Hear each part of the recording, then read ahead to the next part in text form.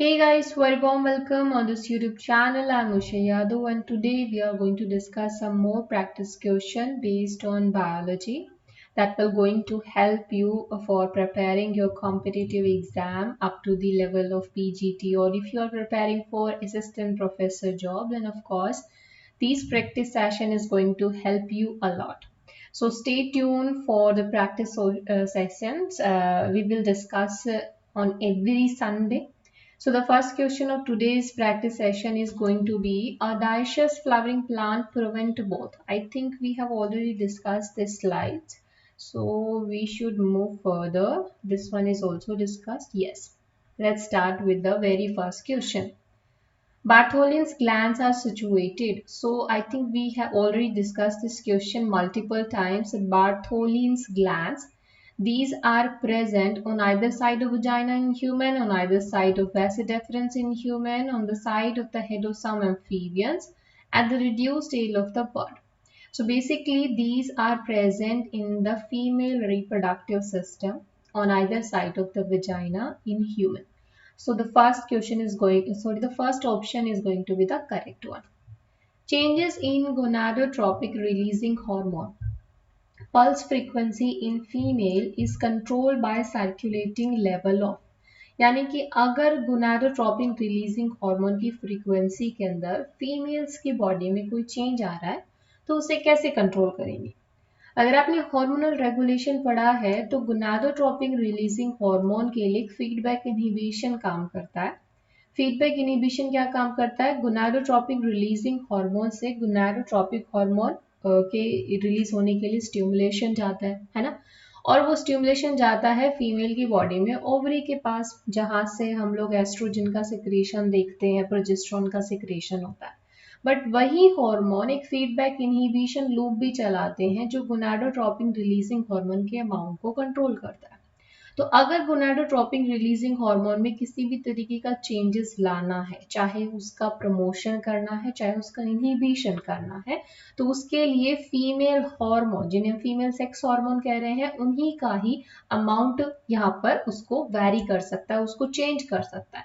So oestrogen and inhibin hormone, progesterone only, progesterone and inhibin, estrogen and progesterone. So it is going to be estrogen and progesterone hormone which is going to regulate the changes in gonadotropin releasing hormone. Which one of the following statement is false in respect of viability of mammalian sperm? Mammalian sperm के regarding पूछा गया है कि mammalian sperm की viability के regarding कौन सी statement यहाँ पर गलत है। Sperm is viable for only up to 24 hours. This is not correct because the sperm can reside inside the female genital tract up to 5 to 7 days. 5 to 7 days तक वो viable रहता है. It will stay in the female genital tract. So 24 hours it is wrong. Survival of sperm depend on the pH of the medium and is more active in alkaline medium. This is correct.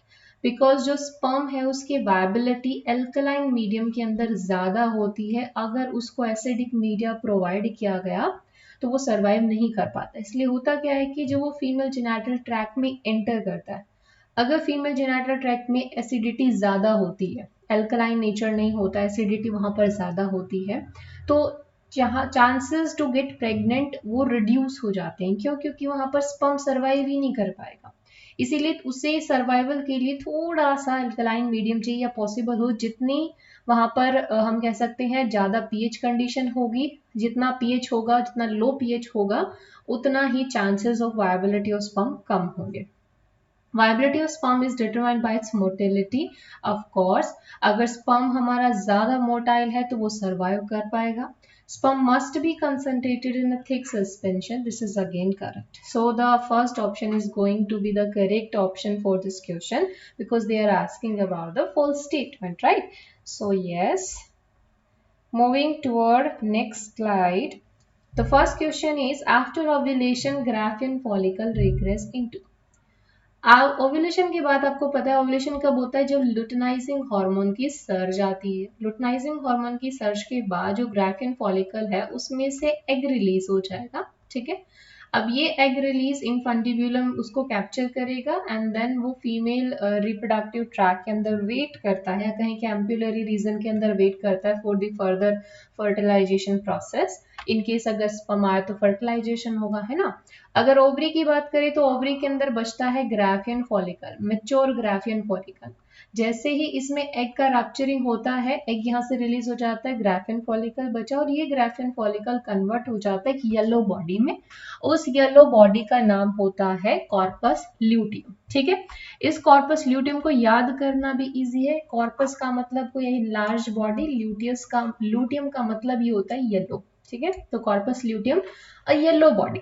इस yellow body का काम क्या है आपको पता है। Ovulation के 14 days के बाद दो पॉसिबल कंडीशन हो सकती है हमारे पास में, या तो फर्टिलाइजेशन हुआ है या फर्टिलाइजेशन नहीं हुआ है। ठीक है, तो दोनों ही कंडीशन में क्या चीज होगी, अगर फर्टिलाइजेशन हो गया तो ऑब्वियस सी बात है जो प्रेगनेंसी हार्मोन है उनका यहाँ पर सिक्रेशन कराना है, उनका फॉर्मेशन कराना है, क्योंकि 14 डेज के बाद प्रेगनेंसी को सस्टेन कराना अगर फर्टिलाइजेशन हो गया है तो। अगर फर्टिलाइजेशन नहीं हुआ तो इस कंडीशन के अंदर जो एंडोमेट्रियम है उसका शेडिंग हो जाएगा, यानी कि मेंस्ट्रुअल साइकिल चालू हो जाएगी, यानी कि मेंसेस आ जाएंगे, ब्लीडिंग हो जाएगी। ठीक है, तो प्रेगनेंसी हार्मोन तो होता है हमारे पास HCG, लेकिन HCG से पहले जो ये बिफोर हम लोग कह सकते हैं कि एक्चुअल इम्प्लांटेशन की प्रोसेस से पहले भी क्या होता है, एक हार्मोन होता है जिसे हम कहते हैं प्रोजेस्टेरॉन। प्रोजेस्टेरॉन हार्मोन को प्रेगनेंसी हार्मोन कहा जाता है। इस हार्मोन के लेवल को आपकी बॉडी के अंदर मेंटेन करके रखना कि अगर फर्टिलाइजेशन हुआ तो फर्दर इम्प्लांटेशन हो, पॉसिबल इम्प्लांटेशन हो सके, उसका काम, ये काम किसका होता है, कॉर्पस ल्यूटियम का। यानी कि ये जो ग्राफियन फॉलिकल है एग की रप्चरिंग के बाद कन्वर्ट हो जाता है इस येलो बॉडी में। ये येलो बॉडी आगे के 14 डेज, ओव्यूलेशन के बाद जो 14 डेज है उसमें प्रोजेस्टेरॉन हार्मोन को सिक्रीट करती है। ठीक है, ये प्रोजेस्टेरॉन हार्मोन प्रेगनेंसी के लिए जरूरी होता है, तो इसीलिए इसको प्रेगनेंसी हार्मोन कहा गया है। क्योंकि देखो जब प्रेगनेंसी होती है, प्रेगनेंसी के बाद बनता है प्लेसेंटा, और फिर ये प्लेसेंटा सिक्रीट करता है HCG को, प्रोजेस्टेरॉन को। ठीक है, लेकिन प्लेसेंटा को बनने में कम से कम 3 महीने लग जाते हैं। आपको पता है 9 मंथ की प्रेगनेंसी होती है, फर्स्ट ट्राइमेस्टर के अंदर प्लेसेंटा कंप्लीटली बनता है। तो बात ये आती है कि अगर प्लेसेंटा पहले 3 महीने में बन रहा है तो उस टाइम पे तो वो हार्मोन को सीक्रेट नहीं कर पा रहा है प्रॉपर मैनर में, है ना। तभी के लिए अगर प्रेगनेंसी को मैनेज करना है तो प्रोजेस्टेरॉन का अमाउंट मेंटेन करके रखना पड़ेगा। तो अगर फर्टिलाइजेशन हुआ है तो ये कॉर्पस ल्यूटियम आगे के 3 महीने के लिए मेंटेन रहेगी और प्रोजेस्टेरॉन के लेवल को मेंटेन करके रखेगी। ठीक है, और इस कॉर्पस ल्यूटियम को 3 महीने के लिए मेंटेन करने के लिए ही आपका ह्यूमन क्रोनिक गोनाडोट्रोपिक यानी कि HCG हार्मोन काम करता है। ठीक है, और जैसे ही हमारा प्लेसेंटा बन जाएगा कॉर्पस ल्यूटियम की जरूरत नहीं पड़ेगी और वो आगे जाके खत्म हो जाएगा। ठीक है, तो हमारा जो कॉर्पस ल्यूटियम है अगर फर्टिलाइजेशन नहीं हुआ तो ये 14 डेज के लिए प्रोजेस्टेरॉन के लेवल को मेंटेन करके रखेगा, और जैसे ही हमारा ऑब्वियसली बात है 14 डेज तक यहाँ पर मेंटेन करके रखेगा, देन प्रोजेस्टेरॉन का लेवल डाउन हो जाएगा, मेंस्ट्रुअल फ्लो होगा, मेंस्ट्रुअल साइकिल हमारा इनिशिएट हो जाएगा, है ना। अगर फर्टिलाइजेशन हो गया है तो आगे आने वाले 3 महीने के लिए, 3 मंथ्स के लिए सस्टेन रहेगा, प्रोजेस्टेरॉन की लेवल को मेंटेन करके रखेगा टिल द प्लेसेंटा फॉर्मेशन, और प्लेसेंटा की फॉर्मेशन के बाद फिर प्लेसेंटा आगे की प्रोसेस को कैरी आउट करेगा। तो यहाँ से ऑप्शन हमारा कॉर्पस ल्यूटियम हो जाता है। ठीक है, ओके।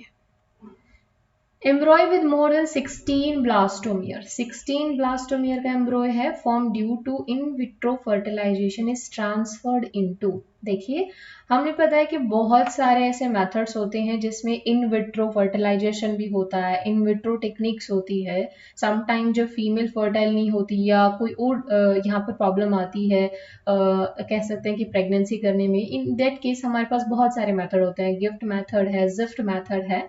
सो उसमें एक इन विट्रो ट्रांसफर मेथड होता है हमारे पास, जिसमें हम क्या करते हैं, एक 16 ब्लास्टोमियर स्टेज का एम्ब्रॉय ट्रांसफर किया जाता है किसके अंदर ट्रांसफर किया जाएगा? अब आप सोचिए 16 ब्लास्टोमियर है, 16 ब्लास्टोमियर का मतलब अब वो मोरूला की स्टेज पर, ठीक है, हम कहते हैं कि 8 to 16 ब्लास्टोमियर की अगर स्टेज होती है यानी कि 8 to 16 सेल है तो वो क्या बन चुका है? मोरूला बन चुका है।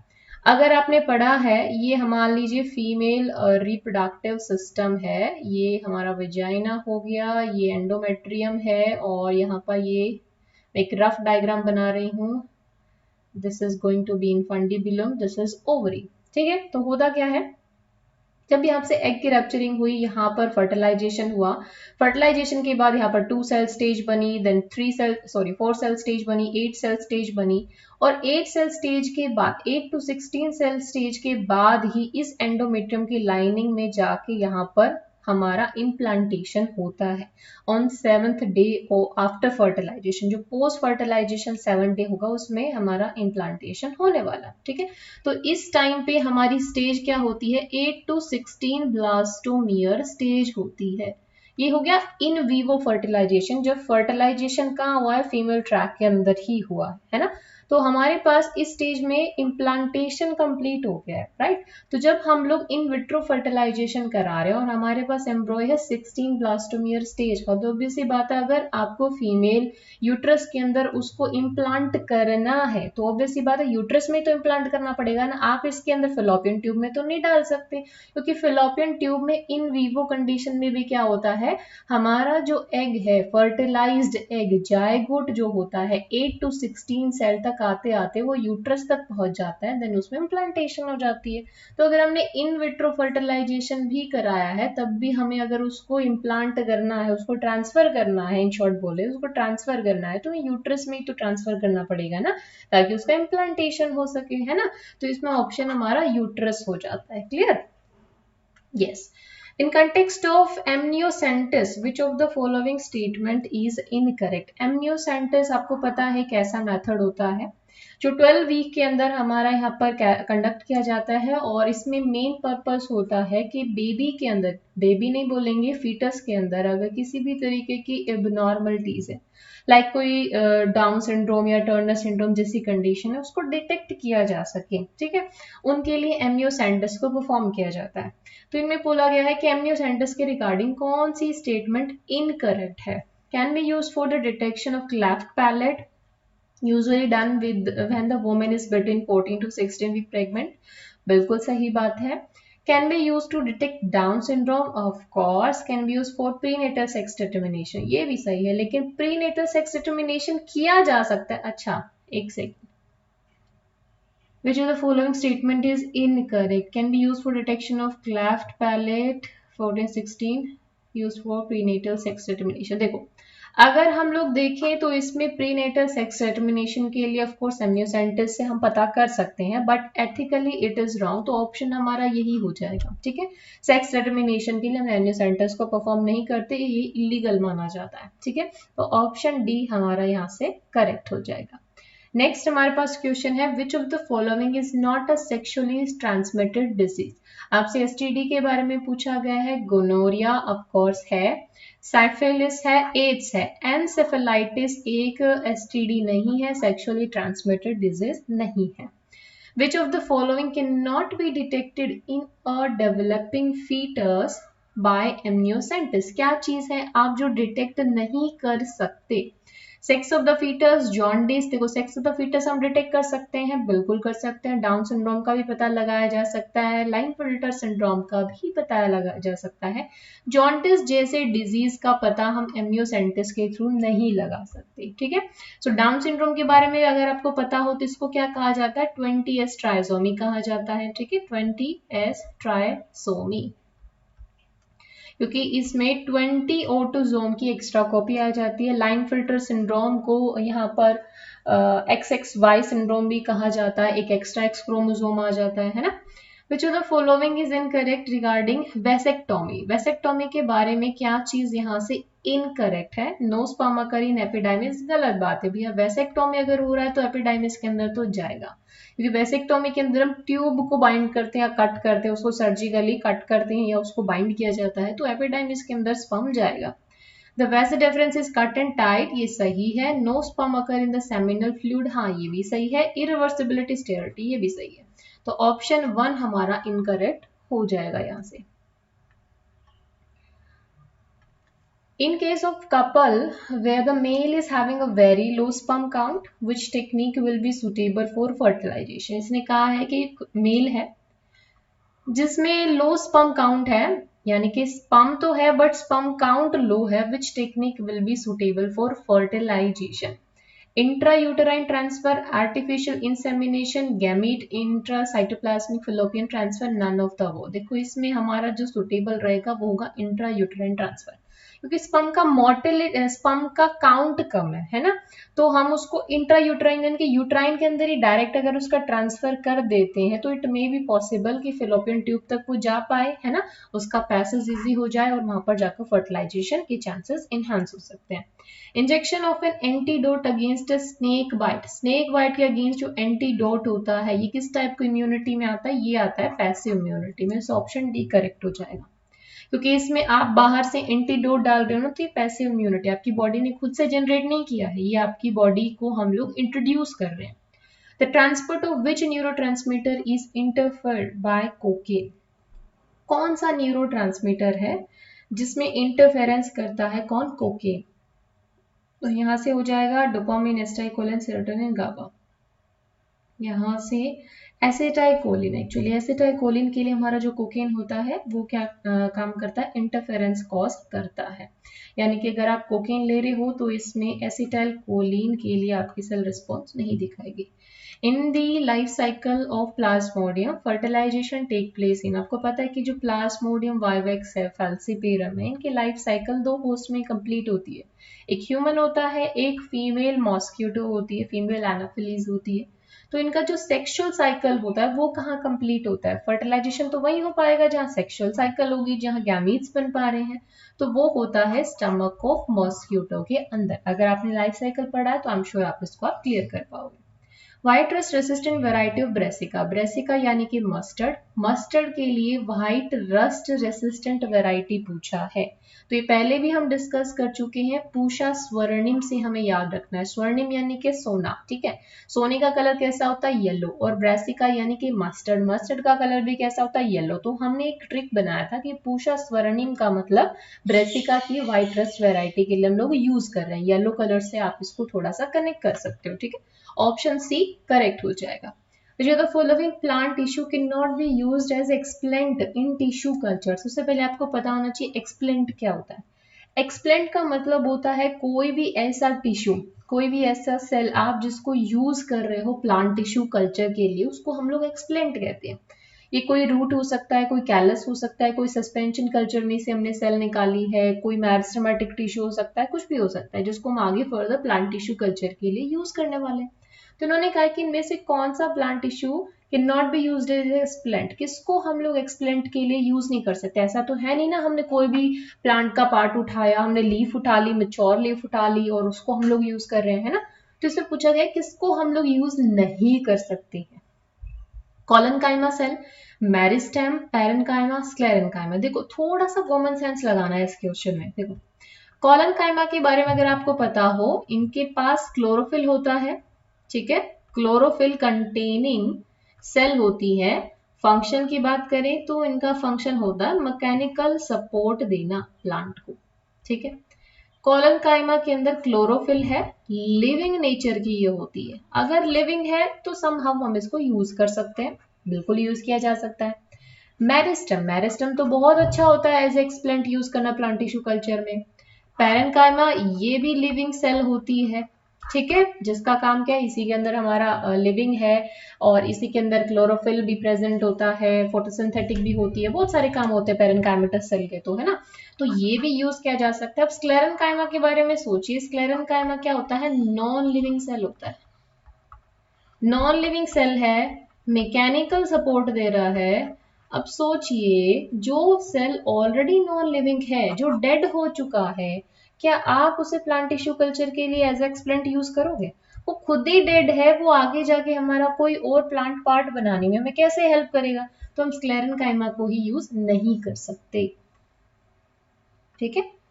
नेक्स्ट क्वेश्चन है the hybridisation between naturally incompatible plant. One second.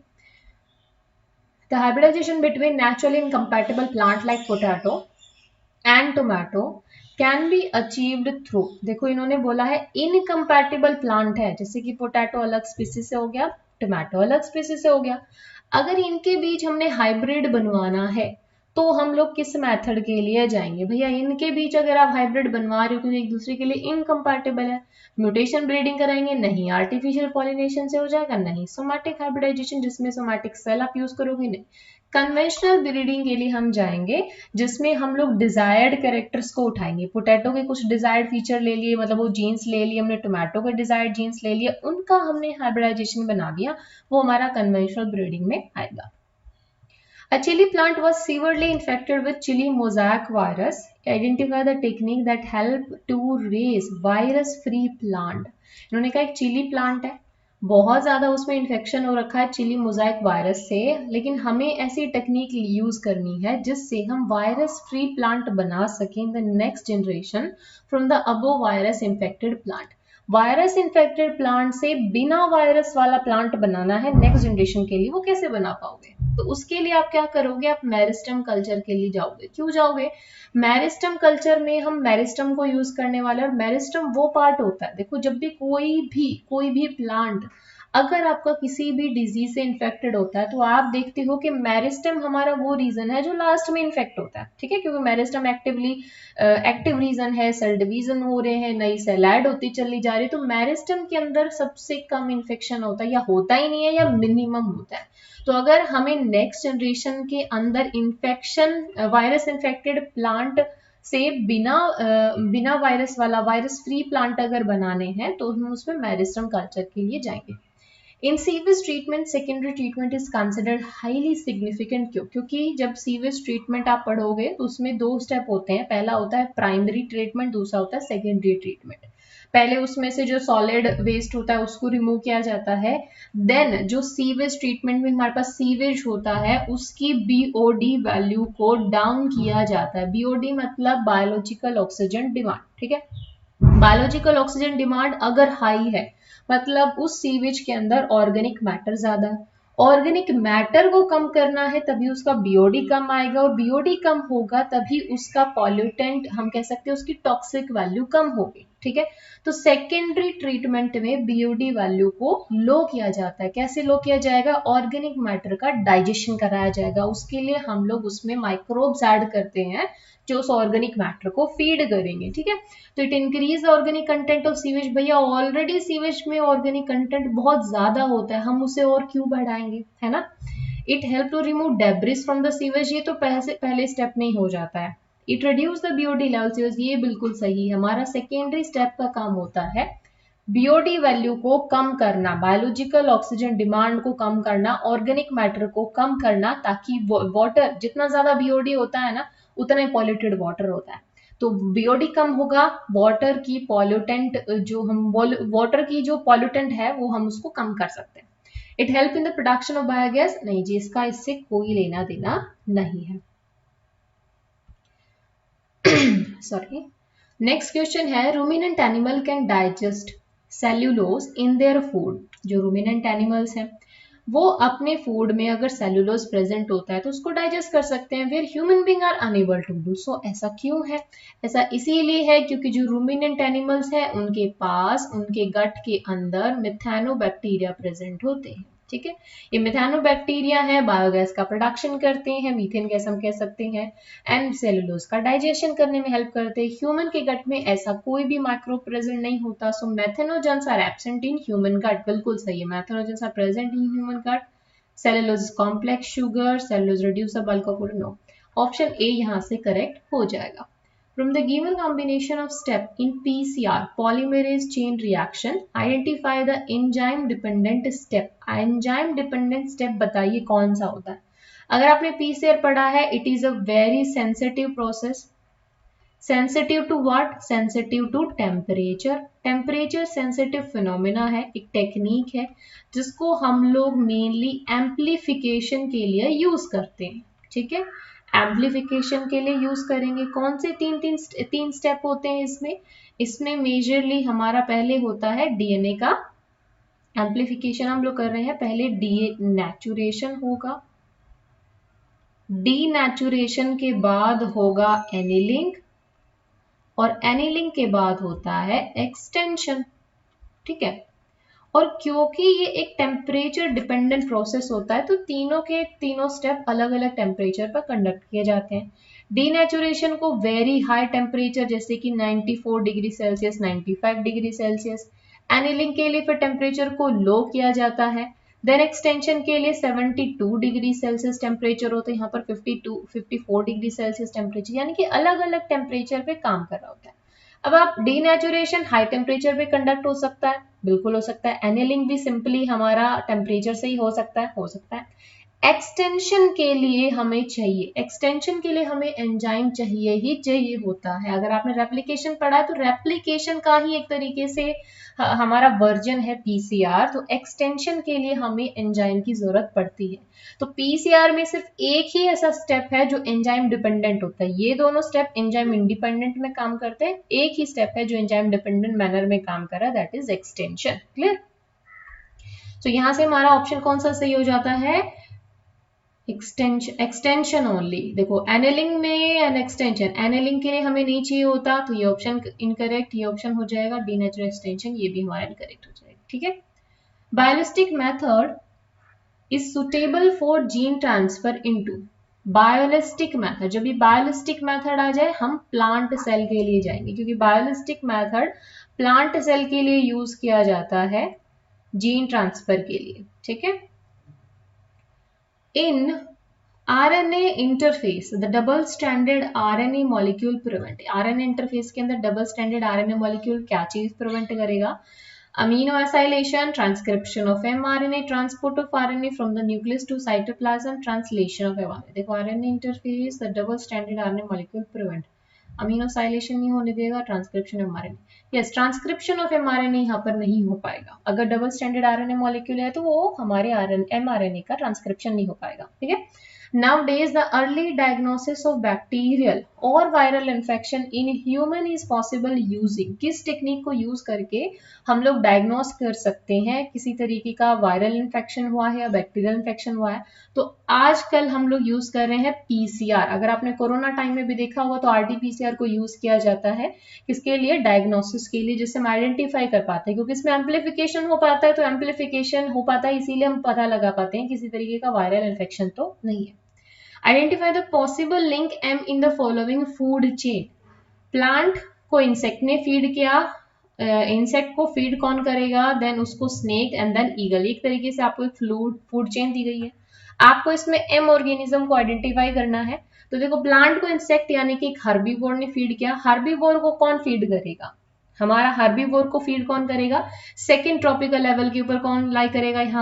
यहाँ पर yes rabbit hole frog, yes frog हमारा यहाँ पे आ जाएगा, क्योंकि फिर आगे फ्रॉग को स्नेक फीड करेगा, देन स्नेक को ईगल, और इस तरीके से हमारी फूड चेन जो है वो कंप्लीट हो जाएगी।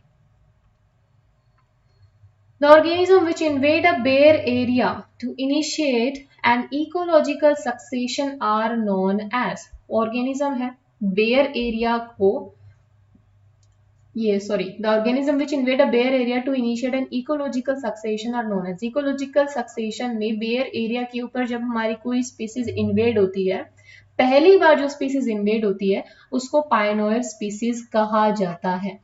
इसमें एग्जाम्पल के लिए आप याद रख सकते हैं लाइकन, लाइकन के साथ हमारी काम करती हैं मोसिस, ये वो स्पीसीज है जो पायनियर स्पीसीज की तरह काम करती हैं, जो किसी भी इकोलॉजिकल सक्सेशन को इनिशिएट करती है और उन्हें क्लाइमेक्स कम्युनिटी तक पहुंचाती है। Which one of the following is not included under in situ conservation? जब आप बायोलॉजिकल कंजर्वेशन की बात करते हैं, बायोडाइवर्सिटी कंजर्वेशन की बात करते हैं, तो दो मेथड होते हैं हमारे पास, इन situ conservation, x situ conservation. X situ conservation का मतलब हो रहा है आप उनको उनकी नेचुरल हैबिटेट से बाहर रख के कंजर्व कर रहे हो। इन सीटू का मतलब होता है उनकी नेचुरल हैबिटेट के अंदर अगर आप उन्हें कंजर्व कर रहे हो, ठीक है। यानी कि हम किसी भी ऑर्गेनिज्म को, चाहे वो प्लांट है चाहे वो एनिमल है, उसको उसकी नेचुरल हैबिटेट में ही कंजर्व कर रहे हैं, ठीक है, तो वो इन सीटू कंजर्वेशन हो गया। तो बायोस्फीयर रिजर्व नेचुरल बॉडी होती है, मतलब हमने किसी एरिया को, पर्टिकुलर एरिया है, सिलेक्ट किया, उसको बायोस्फीयर रिजर्व बना दिया, हमने खुद से उसको क्रिएट नहीं किया, तो बायोस्फीयर रिजर्व होता है। नेशनल पार्क भी होते हैं, सेंचुरीज भी होते हैं। बट बोटेनिकल गार्डन को बनाया जाता है, उनकी फॉर्मेशन की जाती है, जहां पर हम लोग प्लांट को, सिलेक्टेड प्लांट को, स्पीसीज को ला के उनको ग्रो करते हैं, ठीक है। तो ये एक एक्स सीटू कंजर्वेशन है, जहां पर हमने प्लांट को उनके नेचुरल हैबिटेट से उठा के स्टोर किया है, कंजर्व किया है, उनकी स्पीसीज को कंजर्व किया है, तो बोटेनिकल गार्डन से ही हो जाएगा। Which one of the following is a wrong statement? यहाँ पे कौन सी wrong statement है? Ozone in the upper part of the atmosphere is harmful to animal. भैया कैसे हो गया? upper part of atmosphere का मतलब है, ये बात कर रहा है ट्रोफोस्फियर की, ठीक है। Ozone in the upper part of the atmosphere is harmful to animal. Most of the forest, एक second, most of the forest have been lost in tropical area, सही है। Green house effect is a natural phenomena, सही है। Eutrophication is a natural phenomena in fresh water lake, ये भी बिल्कुल सही है। तो ये स्टेटमेंट क्या बोल रहा है? Ozone in the upper part of the atmosphere is harmful to animal. अच्छा, यस, ये गलत है। कैसे गलत है? देखो, सबसे पहले हमारे पास आता है ट्रोपोस्फियर, देन हमारे पास आता है स्ट्रेटोस्फियर। ओजोन कहाँ पर है? स्ट्रेटोस्फियर में। एक हम कहते हैं गुड ओजोन, एक कहते हैं बैड ओजोन। जब ओजोन लेयर हमारा उसकी नेचुरल लोकेशन पर प्रेजेंट है, स्ट्रेटोस्फियर में है, तो वो हमारे लिए गुड ओजोन है, तो वो अपर पोर्शन हो गया ना, वो अपर हो गया एटमॉस्फेयर का। ट्रोफोस्फियर क्या है? लोअर लेयर है, ठीक है। तो ट्रोफोस्फियर के अंदर जो प्रेजेंट होती है वो बैड हमारी ओजोन होती है, लेकिन स्ट्रेटोस्फियर में जो होती है वो गुड ओजोन होती है, ठीक है। तो ऑप्शन ए हमारा यहाँ से करेक्ट हो जाएगा। क्लियर? नेक्स्ट क्वेश्चन क्या है? According to the Supreme Court of India ruling with respect to Bharat, ये छोड़ दीजिए, आपके लिए हेल्पफुल नहीं है। The element whose percentage weight is highest in both earth crust and the human body, ये इंपॉर्टेंट है आपके लिए। अर्थ क्रस्ट में और ह्यूमन बॉडी में कौन सा ऐसा एलिमेंट है जिसका परसेंटेज सबसे ज्यादा है? तो इसके लिए है ऑक्सीजन। ऑक्सीजन का परसेंटेज अर्थ की क्रस्ट में भी सबसे ज्यादा है और ह्यूमन की बॉडी के अंदर भी सबसे ज्यादा है। In apple the chromosome number of gametes is 70। Apple है, उसमें क्रोमोसोम नंबर बोला है आपसे, गैमीट इज 17। और गैमीट का बोला, देखो गैमीट की प्लॉइडी क्या होती है? हेप्लॉइड नेचर, यानी कि हेप्लॉइड नंबर 17 दिया हुआ है। What is the chromosome number in the primary endosperm nucleus? Primary endosperm की प्लॉइडी क्या होती है? Triploid nature, triploid nature. और हमें ट्रिप्लॉइड ही पूछा है, तो ऑब्वियसली बात है, ये n है तो हमें 17 इंटू 3 कर देना है, 3n की वैल्यू कैलकुलेट करनी है, तो ये हो जाएगा 51। 51 देख लीजिए कहाँ है, यस, ऑप्शन 1 हमारा करेक्ट हो जाएगा। क्लियर? ओके जी, सो ये था हमारा आज का प्रैक्टिस सेशन। आई होप आपके लिए हेल्पफुल रहा होगा। इसके बाद हम और प्रैक्टिस सेशन लेके आएंगे। So if you think these session are valuable to you, then please visit all the practice session, whether it is a model test paper और चाहे हमने किसी previous exam का क्यों ना डिस्कस किया हो, क्योंकि क्वेश्चंस आपके कहीं से भी पूछे जा सकते हैं। आप कन्फाइंड रहेंगे तो फिर आपके लिए दिक्कत हो जाएगा। अगर आप कन्फाइंड नहीं रहते और किसी भी स्टेट लेवल का एग्जाम भी अगर आप सॉल्व कर रहे हो, तो वो आपको कुछ ना कुछ नॉलेज तो यहाँ पर देख ही जाएगा। So if you like this video, please hit the like button and subscribe my channel, and thank you so much guys for watching this video.